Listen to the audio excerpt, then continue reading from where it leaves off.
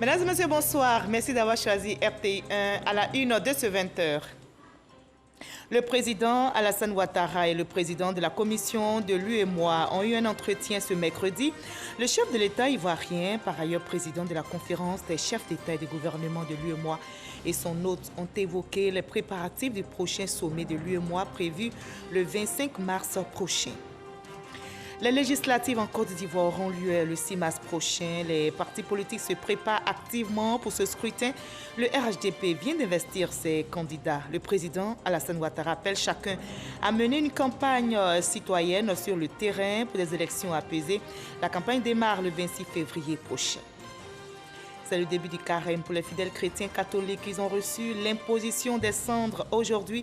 C'est parti donc pour 40 jours de privation et de méditation avant la fête de Pâques qui commémore la résurrection du Christ. Nous sillonnerons dans ce 20h quelques paroisses et autres lieux de culte.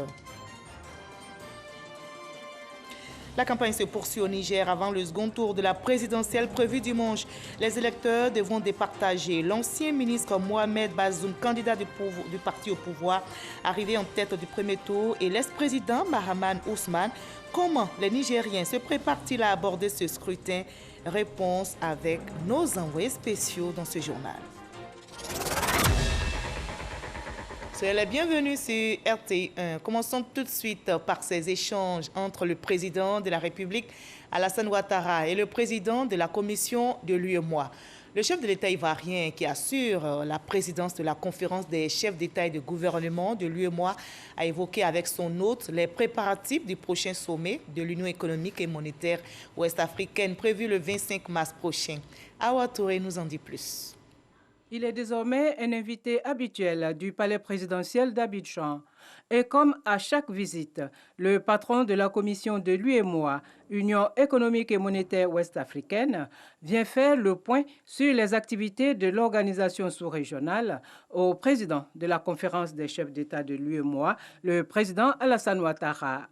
La rencontre du jour portait sur le prochain sommet de l'UEMOA prévu pour se tenir le 25 mars 2021. Comme de coutume, je suis venu m'enquérir des orientations et autres instructions du président de la conférence, instructions et orientations fort utiles pour l'élaboration des dossiers qui seront inscrits à l'ordre du jour de la conférence. Bien sûr, ces dossiers seront élaborés et examinés en lien avec les autres organes et institutions de l'Union. Mais comme de coutume, en pareille circonstance, j'ai saisi l'opportunité pour faire aussi un bref état des lieux de notre Union à son Excellence, Monsieur le Président de la République. Notre Union qui, comme vous le savez, est traversée depuis un an par une triple crise sécuritaire, sanitaire et socio-économique, à laquelle les gouvernements, les institutions comme les nôtres, les partenaires techniques et financiers cherchent à apporter les solutions les plus viables et les plus efficaces, notamment pour soulager les populations victimes des conséquences de cette triple crise dont je viens de parler. Abdallah Boureima a également confié au chef de l'État le vœu de toute la sous-région concernant les prochaines élections législatives en Côte d'Ivoire. J'ai exprimé au chef de l'État nos vœux et nos prières pour que les élections législatives qui vont se dérouler le 6 mars se passent dans un climat de paix et de sécurité. Nous n'en avons pas de doute parce que ce sont des élections auxquelles l'ensemble des partis politiques ont adhéré. Créé le 10 janvier 1994 à Dakar, au Sénégal, l'UEMOA regroupe 8 États de l'Afrique de l'Ouest liés par l'usage d'une monnaie commune, le franc CFA. Voilà, vous l'avez donc entendu, les législatives dans notre pays auront lieu le 6 mars prochain. Les partis politiques se préparent donc activement pour ce scrutin. Le RHDP vient d'investir ses candidats. Le parti au pouvoir enregistre 255 candidatures. Le président Alassane Ouattara appelle chacun à mener une campagne citoyenne sur le terrain, à utiliser le bon ton pour des élections apaisées, nous explique Jérôme Kofi Abolin. Devant leur capitaine, en la personne du président de la République, Alassane Ouattara, C'est par groupe constitué conformément au nombre des différentes régions de la Côte d'Ivoire qu'ils se succèdent pour se faire investir ce mardi comme candidats aux prochaines élections législatives. Il s'agit des candidats oufouettistes à ce scrutin, des soldats représentatifs des 31 régions du pays qui, pour la circonstance, partent de la Niébi-Tiassa en passant par plusieurs autres localités jusqu'au Ouorodougou, sans compter les districts autonomes d'Abidjan et de Yamoussoukro. En expliquant ses choix, le directeur exécutif du RHDP s'est félicité du fait que les candidats de son parti soient en nombre suffisant pour être à l'assaut des 255 sièges à pourvoir à l'Assemblée nationale. Monsieur le Président, le RHDP présente donc des candidats dans 204 circonscriptions sur 205, soit 99,51%, représentant ainsi 254 candidats RHDP sur 255 sièges à pourvoir. Sur la base d'un mécanisme de désignation des candidats, l'ensemble des responsables des différentes régions se sont mis au travail et ont transmis leur rapport au comité électoral. Si dans de nombreuses circonscriptions, un consensus a été obtenu autour de personnalités pour représenter le parti, il y a des régions pour lesquelles le comité électoral a dû arbitrer, permettant ainsi de désigner nos candidats. Ainsi donc, l'ensemble des dossiers ont été analysés par le comité électoral avec objectivité, sur la base d'éléments sociologiques et politiques, dans le respect des objectifs à nous assignés par vous. Président du parti oufouettiste, le chef de l'État, son Excellence Alassane Ouattara, s'est dit heureux d'être là à cette cérémonie d'investiture des candidats du RHDP aux élections législatives. C'est donc pour lui l'occasion de brandir en quelque sorte le guide pratique qui doit leur permettre de mieux affûter leurs armes. Nous devons à présent relever un autre défi, tout aussi important, celui de nous donner les moyens législatifs de gouverner afin de mettre en œuvre nos engagements de campagne pour une Côte d'Ivoire solidaire, prospère et en paix. Vous devez dorénavant rassembler autour de vous toutes les forces vives de notre parti et bien au-delà pour remporter les élections dans vos circonscriptions respectives. Sachez que c'est votre engagement, votre union, votre solidarité qui seront le meilleur gage de notre succès. J'ai confiance en chacune et chacun d'entre vous, en vos qualités personnelles et en votre engagement collectif pour relever le défi de nous donner une large majorité à l'Assemblée nationale. Cette élection sera également la voie pour garantir à notre pays la paix et la stabilité nécessaires à la poursuite de son développement. Je pense qu'au niveau de ces élections, vous devez continuer de parler de ce que nous avons fait, mais surtout de ce que nous avons l'ambition de faire au cours des 5 prochaines années, c'est-à-dire de continuer d'améliorer le quotidien de nos concitoyens. C'est cela le sens de la Côte d'Ivoire solidaire. Le président Alassane Ouattara a par ailleurs rassuré ses candidats quant à son soutien et celui de toutes les instances du parti pour leur victoire. Je voudrais vous dire que moi j'ai confiance en notre capacité à mettre en œuvre notre programme. Et vous devez continuer de dire aux populations que ce sont les députés du RHDP qui seront à mesure de leur dire ce que le gouvernement doit faire, qui choisiront les priorités du gouvernement dans chaque circonscription. Donc, les paroles de division, les paroles de haine n'ont pas de place dans notre campagne. Et je sais que je peux compter sur vous. Nous devons être positifs. Nous devons être positifs dans le message que nous donnerons à nos concitoyens. Donc, je sais que je peux compter sur chacun de vous et je demande que l'ensemble des membres des instances du parti et tous nos militants, je vous demande de vous mobiliser totalement autour de nos candidats et de nos candidates pour une victoire éclatante de notre parti sur l'ensemble du territoire national. C'est dans environ 3 semaines que vont se dérouler les élections législatives en Côte d'Ivoire. La campagne démarre le 26 février pour prendre fin le 4 mars. Le scrutin est prévu précisément le samedi 6 mars prochain. Voilà, je vous livre à présent quelques réactions après la cérémonie d'investiture des candidats du RHDP aux législatives par le président Alassane Ouattara. C'est au micro de notre reporter Mahama Traoré. Ceux qui sont aimés seront élus.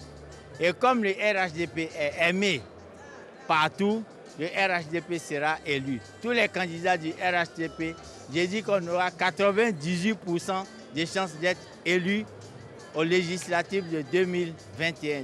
Avec l'expérience des candidats, avec la notoriété des candidats, avec l'engagement des candidats et surtout avec l'appareil politique qu'est le RHDP bien huilé, il est évident que toutes les chances sont du côté des candidats du RHDP de sorte à les remporter.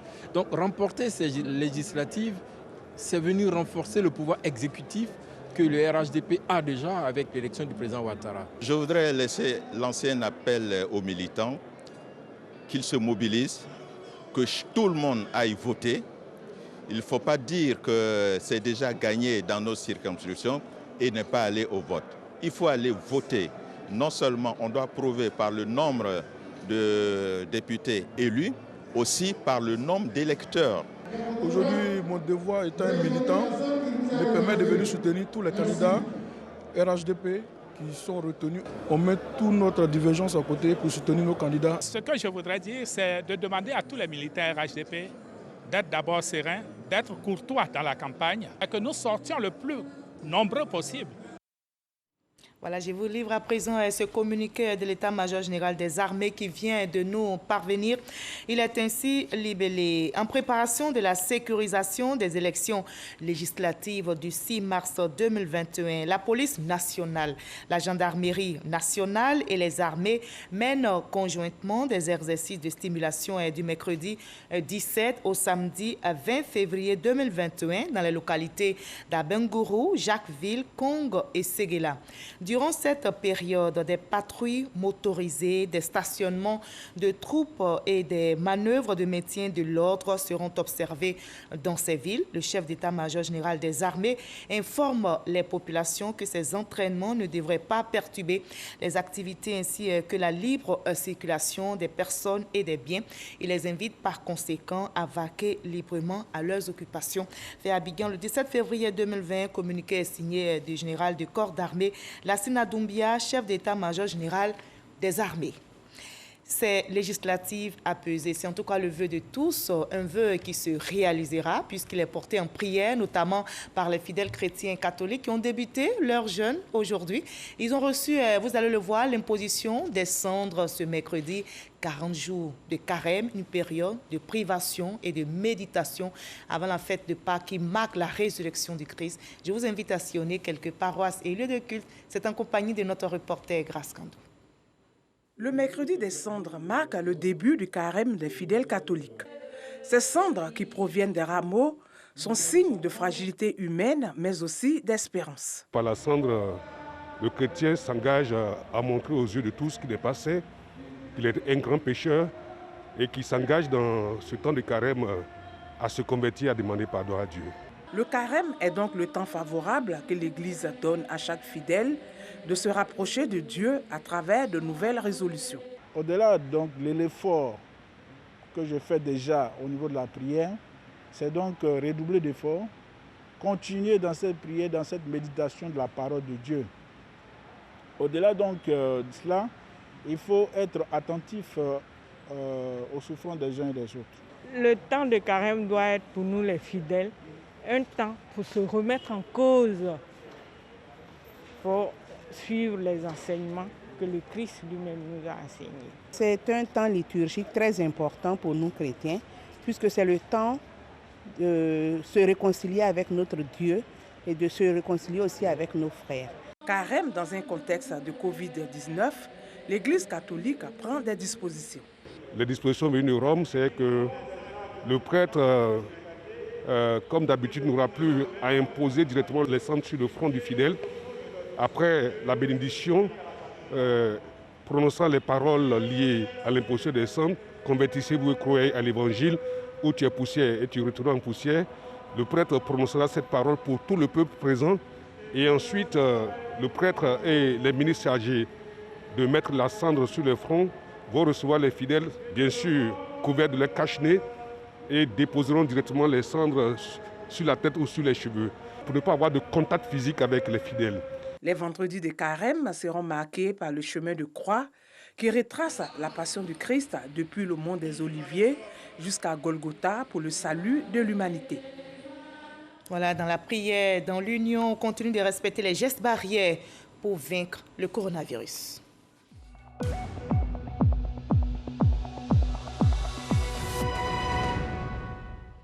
Attention, la pandémie est toujours menaçante. Les statistiques révèlent ce mercredi 17 février en Côte d'Ivoire 132 cas positifs sur 2658 échantillons prélevés, 138 nouvelles guérisons et un décès enregistré malheureusement ce jour. La Côte d'Ivoire compte 1576 cas actifs. Restons vigilants, respectons les gestes barrières. On peut aussi espérer pour la campagne 2021 de la noix de cajou qui se déroule en plein carême chrétien. Le ministre de l'Agriculture et du Développement rural a prononcé une conférence de presse aujourd'hui dans la commune du Plateau en compagnie du directeur général du conseil coton Anacad.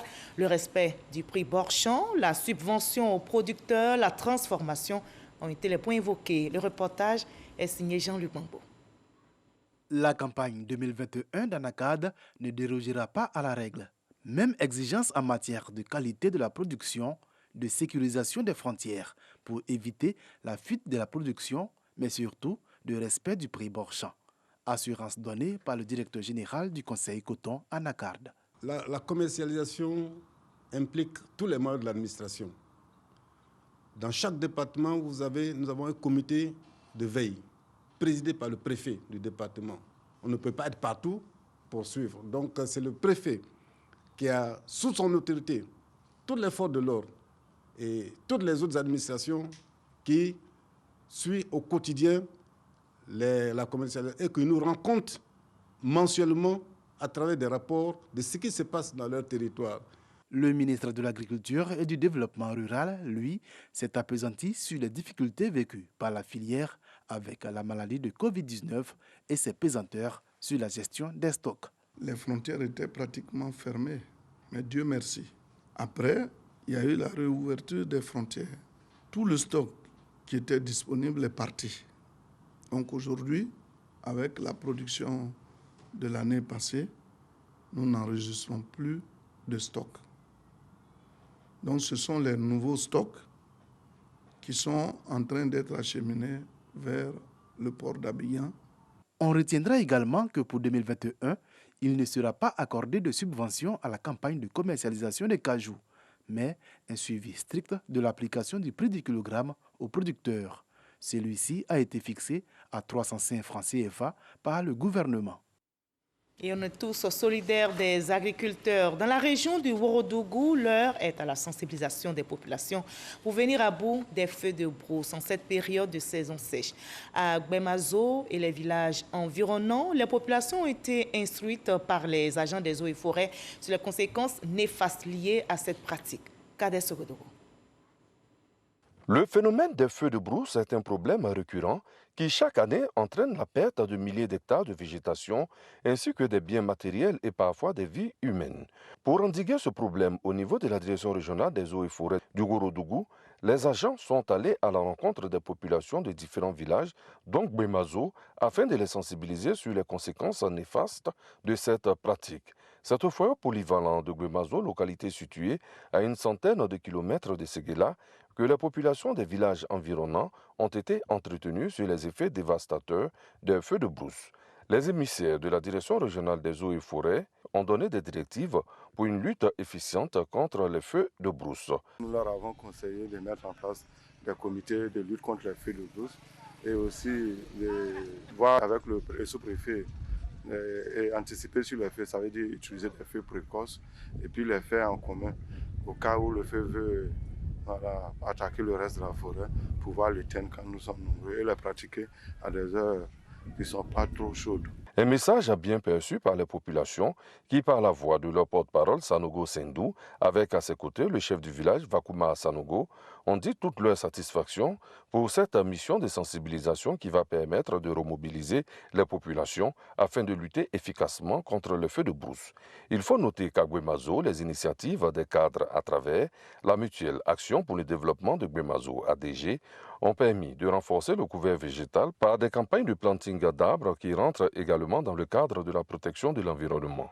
Selon les statistiques annuelles disponibles en Côte d'Ivoire, ce sont plus de 4000 hectares de cultures pérennes et plus de 200 hectares de cultures vivrières qui ont été ravagés l'an dernier. Il faut y ajouter 10 000 hectares de reboisement partis en fumée, ainsi que des dizaines de cases ravagées par les flammes et une vingtaine de personnes ayant perdu la vie. Notre périple nous conduit sur l'axe Agnibi-le-Cro-Bondoukou. Mais attention, le voyage ne sera pas aussi aisé à cause de l'état de la route, mais cela ne sera qu'un vieux souvenir bientôt, puisque le gouvernement vient de dégager plus de 130 milliards de francs CFA pour réhabiliter ce tronçon long de 133 km. Quand le Gontougo et le Diablin vont recevoir du bitume pour la relance du développement, c'est le sujet du dossier de ce 20h signé Kader Sokotobo. La route de l'Est, en son axe Agnibi-le-Cro-Bondoukou, 133 km. Pas besoin d'être médecin pour poser un diagnostic fiable. Le tableau n'est pas du tout reluisant. Nid de poule et autres états de dégradation achèvent de convaincre que cette route est malade. Ici qui était à Agnibi-le-Cro, à Kounfaou, là, sincèrement, la route est vraiment gâtée. Gâtée. Actuellement, même mon maillot même est cassé. Et ici qui était à Bonoukou, la route là c'est dangereux, hein. Ça c'est pas bon. Moi quand je suis venu là, ma voiture est gâtée 3 fois sur la route. Bon Dieu merci, on s'en va encore. Depuis bientôt une décennie, le gouvernement ivoirien qui fait de la construction et de la réhabilitation des routes un moyen idéal pour le développement multiplie les actions dans ce sens. C'est dans ce cadre que l'axe Agnibi-le-Cro-Bondoukou sera réhabilité. Ce sont un peu plus de 130 milliards de francs CFA qui sont dégagés des caisses de l'État. La cerise sur le gâteau, toutes les localités traversées par les travaux bénéficieront de bitume pour leur voirie urbaine. Comme vous le voyez, le gouvernement a renforcé l'axe de l'Est d'Azopé jusqu'à Agnibi-le-Cro. Et il nous restait la section Agnibi-le-Cro-Bondoukou. Et nous sommes venus pour annoncer la bonne nouvelle aux populations de la région de l'Est, pour dire que les travaux de la section Agnibi-le-Cro-Bondoukou vont démarrer incessamment, leur présenter l'entreprise Colas qui est à charge les travaux et leur annoncer les bonnes nouvelles pour dire que les localités qui seront traversées par le projet vont bénéficier du bitumen du linéaire dans les localités respectives. Ainsi, Agnibi-le-Cro aura 5 km de bitume, Tanda 5 km, Tankessé 3 km, Kounfaou 3 km et Gouméré 3 km. Bondoukou bénéficie déjà de travaux de bitumage. Une mission du ministère de l'Équipement et de l'Entretien routier a même visité les localités concernées. Je voudrais donc, au nom de la population et au nom du préfet, exprimer toute ma gratitude au chef de l'État pour l'intérêt qu'il porte donc à nos populations et à notre cité. Kounfaou est une commune, mais une commune qui, à l'image d'un certain nombre de communes en Côte d'Ivoire, n'a pas son réseau de voirie développé. Donc c'est aussi une grande joie. Les populations sont très enthousiastes d'accueillir ces projets de bitumage. Nous sommes heureux d'apprendre que le village va avoir des nouvelles routes de goudron. Depuis que la création de Gouméré vers 1600, que le village a été créé, jusqu'à présent, c'est la première fois qu'on voit vraiment du bitume dans la ville de Gouméré, en dehors de la route principale. Dieu a exaucé la prière. Donc nous remercions très vivement celui qui incarne la tête de ce pays. L'entreprise en charge des travaux a le cœur à l'ouvrage. Nous sommes vraiment mobilisés pour offrir vraiment des ouvrages de qualité aux populations qui seront bénéficiaires. Lorsque nous sommes mobilisés, nous partons à fond dans les travaux. Donc dans les semaines qui suivent, nous allons déployer nos équipes pour pouvoir faire les travaux et finir dans les temps prévus. Bondoukou Soko et Agnibi-le-Cro Takikro seront également bitumés. En cette année 2021, ce sont au total 920 km de routes nouvelles qui seront bitumées. L'État de Côte d'Ivoire, dans son budget 2021, a prévu ce financement. Il faut rappeler qu'en 2011, le linéaire de route interurbaine revêtue était de 6500 km. De 2011 à 2020, 1015 km de routes neuves ont été bitumées, portant ainsi le linéaire total à environ 7500 km. Voilà, le développement est donc en marche dans notre pays. Les voies de la région de l'Est sont donc en cours de réhabilitation pour le bonheur des populations. C'était le dossier signé Cadet Sogodogo. Suite à l'interpellation d'une dame pour fraude sur l'électricité dans le quartier Bardo de San Pedro ce mercredi matin, des jeunes en colère ont érigé des barrages, brûlé des pneus et ont attaqué le commissariat avec des jets de pierre. La police a réussi à les disperser.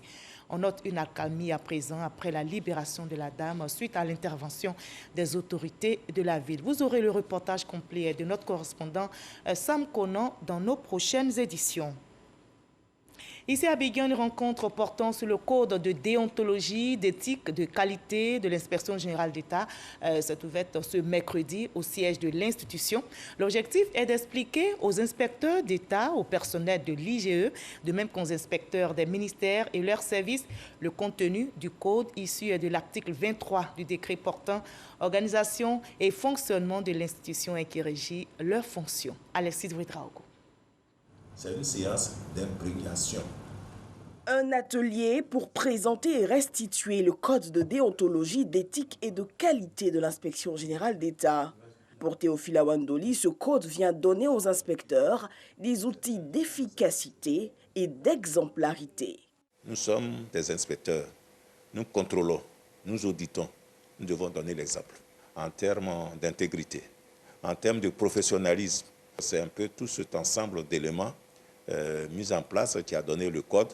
Ce code d'ailleurs qui découle de l'article 23 du décret portant attribution, fonctionnement, organisation de l'inspection générale. Jusqu'au 25 mars prochain, le comité vulgarisera le contenu du code adopté depuis l'an dernier et qui n'avait pu être présenté en raison de la Covid-19. L'inspection générale d'État a une mission générale et permanente de contrôle, d'audit d'études, de conseil et d'inspection des services publics et parapublics. Le 8 mars prochain, il y aura un grand événement. L'humanité va célébrer les femmes. Avant cela, ce mercredi a eu lieu au Palais de la Culture de Trècheville la cérémonie de lancement de l'édition 2021 de la Journée internationale de la femme. La Côte d'Ivoire, notre pays, a choisi de célébrer l'événement autour du thème promotion économique et sociale de la femme face au Covid-19 pour une Côte d'Ivoire plus égalitaire. Le lancement officiel de cette journée donc a été effectué par la première vice-présidente du Sénat, Sarah Sako, qui représentait la grande chancelière Henri Dagri Diabaté, marraine de la cérémonie. La ministre de la Femme, de la Famille et de l'Enfant a rappelé les actions du gouvernement en faveur des femmes dans tous les domaines d'activité pour atténuer les effets du coronavirus. En culture, 7 films de réalisateurs producteurs africains ont été retenus dans le cadre de l'appel à projet cinématographique dénommé CLAP ACP FONSIC. Ce fonds, doté d'environ plus de 670 millions de francs CFA, vise à renforcer les coproductions entre les pays du groupe Afrique, Caraïbes, Pacifique, ACP. On en sait plus avec notre reporter Issa Tchonayo. La coopération Nord-Sud dans le domaine cinématographique se porte bien. À l'issue d'un appel à projet cinématographique dénommé CLAP ACP FONSIC, déroulé dans le mois d'avril 2020, 7 films, 3 longs métrages, 2 séries et 2 documentaires sur 25 candidatures sont retenus. Plus de 670 millions de francs CFA sont mobilisés pour leur financement. Ce fonds nous permet de pouvoir avancer dans la production du film Zion Music de la réalisatrice sénégalaise Ramatiao. Donc c'est un film documentaire qui porte sur la spiritualité du reggae en Afrique, notamment le cas de Lucky Dubé, Alpha Blondy, Tikenja et aussi un détour par l'Éthiopie. Ce programme, mené par l'Organisation internationale de la francophonie, OIF, en partenariat avec le FONSIC, Fonds de soutien à l'industrie cinématographique, et la contribution financière de l'Union européenne, UE, vise à renforcer leur coproduction entre les pays du groupe Afrique, Caraïbes, Pacifique, ACP. L'Union européenne, qui traditionnellement finance le cinéma africain, a décidé désormais à travers des canaux qui sont plus proches donc des bénéficiaires, c'est-à-dire les producteurs et réalisateurs de films, de trouver des structures relais. Et en Afrique, notamment, on peut le dire, le fonds de soutien à l'industrie cinématographique de la Côte d'Ivoire a été le seul fonds qui a été éligible à ce projet-là. L'OIF et le FONSIC, en s'associant, peuvent mettre de l'argent sur des projets qui ne sont pas des projets uniquement ivoiriens, qui ne sont pas uniquement sénégalais, uniquement burkinabés, mais avec une coproduction, c'est-à-dire des films où le réalisateur est ivoirien, un coproducteur vient du Burkina, des moyens techniques peuvent venir du Sénégal. Et l'idée de renforcer la coproduction, c'est qu'en se mettant ensemble, on peut faire des projets plus ambitieux. Pour la ministre de la Culture et de la Francophonie, Raymond Goudou Kofi, cette coopération Nord-Sud va booster le cinéma en Côte d'Ivoire. Cette fructueuse collaboration a permis aux producteurs ivoiriens et ceux des pays ACP de bénéficier de plus de moyens pour la réalisation de leurs projets. Il me plaît donc d'adresser mes félicitations à tous nos lauréats ici présents.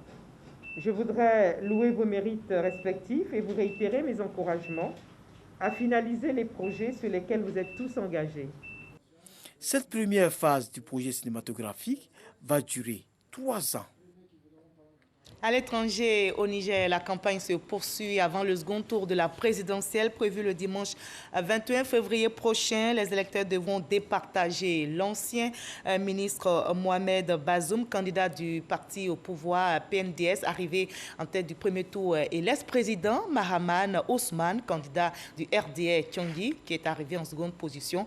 Mais comment les Nigériens abordent-ils ce scrutin? Élément de réponse avec nos envoyés spéciaux au Niger. Sidonie Davila, Ulrich Adongo. Le 21 février prochain, les Nigériens retourneront aux urnes.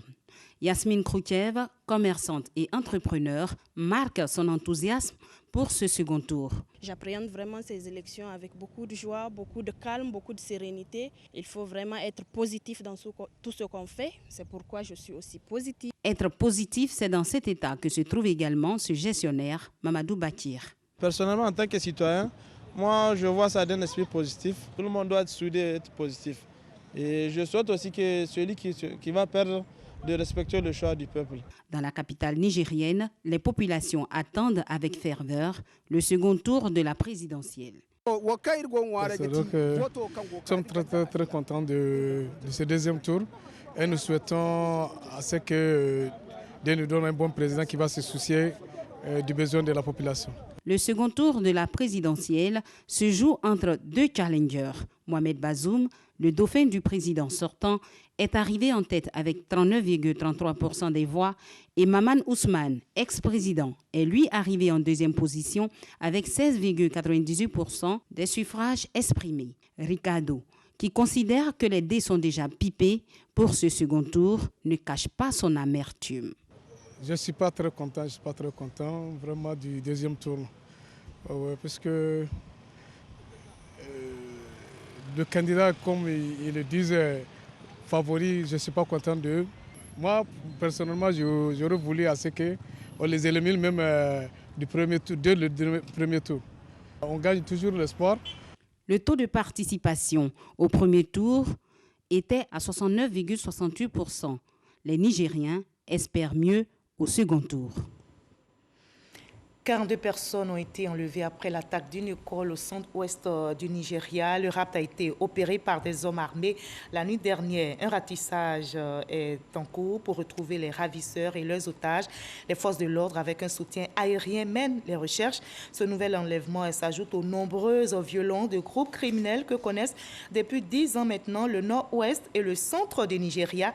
En décembre dernier, par exemple, plus de 300 élèves dans un pensionnat dans le nord du pays avaient été enlevés avant d'être libérés une semaine plus tard. Le groupe terroriste Boko Haram avait revendiqué le rapt. Continuons de promouvoir la paix. Très belle soirée chez vous. Prenez soin de vous. Je vous retrouve avec le même plaisir demain 20h.